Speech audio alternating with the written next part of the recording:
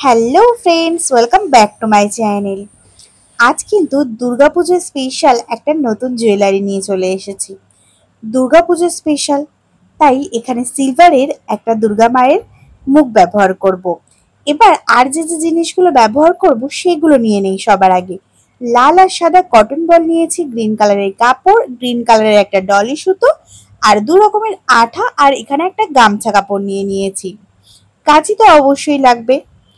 তো তোমরা অনেকেই বলো মাপটা কত নেই সেটা দেখানোর জন্য, তো দেখাই। আমি এখানে মাপটা কেমন ভাবে নিচ্ছি তোমাদের দেখিয়ে দিই। দুর্গা মায়ের ফেসটার থেকে একটু বড় সাইজের একটা আকৃতি নিয়ে নিয়েছি, সেটাকে বসিয়ে দেখলে এখানে রাউন্ড শেপটা আমি কাটিং করে নিয়েছি। আলাদাভাবে স্কেল দিয়ে কিন্তু কোনো মাপ আমি এখানে নেইনি।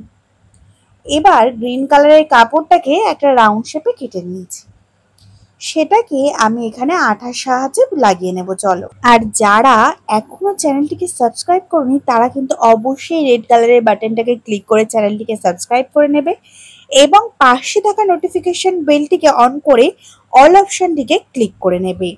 তাহলে কিন্তু আমি রোজ যা ভিডিও নিয়ে আসি সেগুলো সবার আগে তোমাদের কাছে পৌঁছে যাবে। তো তোমরা দেখতেই পেলে এখানে রাউন্ড শেপটির উপরে গ্রিন কালারের কাপড়টা আমার লাগিয়ে নেওয়া কমপ্লিট। এবার আমি এখানে গামছাটাকে ইউজ করব। গামছার যে নিচের পাড়ের যে অংশটা আছে এটা বেশ সুন্দর লাগে, তো এই অংশটাই আমরা আজ ব্যবহার করব। নিচের কিছুটা অংশ এখানে কেটে নিয়েছি, এবার এটাকে একটা কুচি টাইপের ডিজাইন দেব।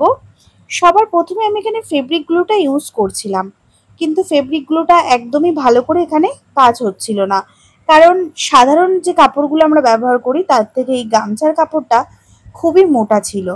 তাই পরবর্তীতে আমি এখানে B7000 গ্লুটাকে ব্যবহার করেছিলাম। এটাতে খুব ভালোভাবে আমি যে কুচি টাইপের ডিজাইনটা চাইছিলাম সেটা হয়ে যাচ্ছিল।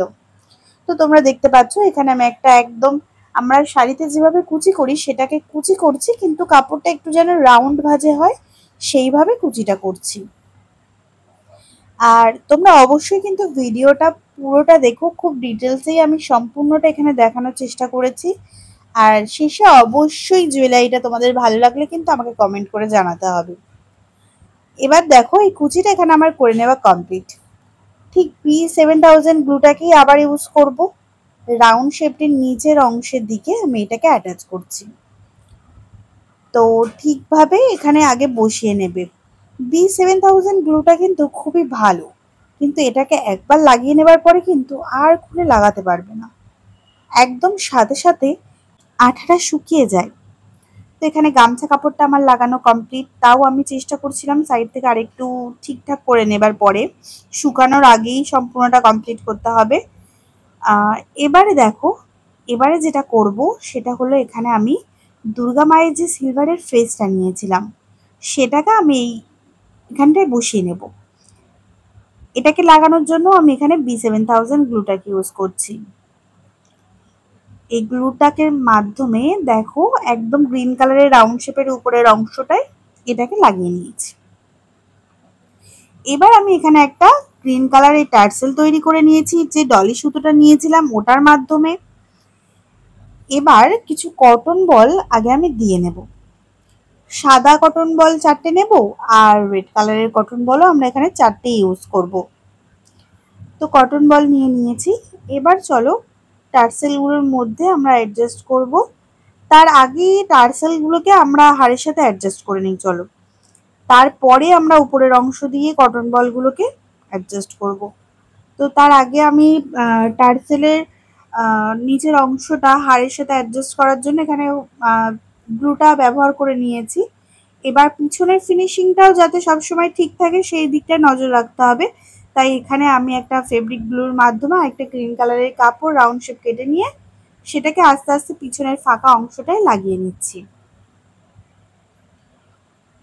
এবারে আমরা যেটা করব সেটা হলো কটন বলগুলো যেগুলো আমরা নিয়েছিলাম সেগুলোকে টার্সেলের মধ্য দিয়ে আমরা এখানে অ্যাডজাস্ট করে নেব। তো চলো আস্তে আস্তে কটন বলগুলোকে আমরা অ্যাডজাস্ট করে নিই। দুর্গাপুজো তো একদম চলেই এসছে। তোমরা কেউ যদি আমার থেকে জুয়েলারি অর্ডার করতে চাও তাহলে অবশ্যই আমাকে কমেন্ট বক্সে জানাতে পারো, অথবা আমার ইউটিউব চ্যানেলের সাথেই আমার ফেসবুক পেজ আর ইনস্টাগ্রাম প্রোফাইলও অ্যাডজাস্ট করা আছে।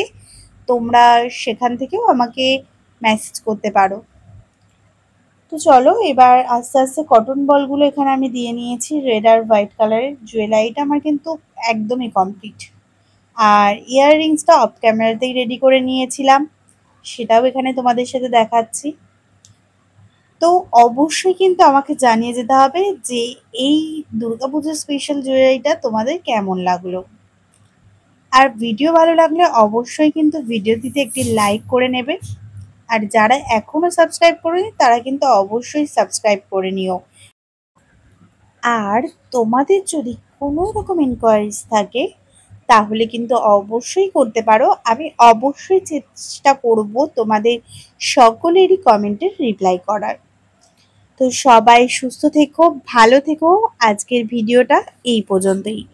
পরবর্তী আবার নতুন কোনো জুয়েলারি, নতুন কোনো আর্টওয়ার্ক নিয়ে তোমাদের সাথে খুব তাড়াতাড়ি দেখা হচ্ছে। আজ তাহলে আসি, টাটা।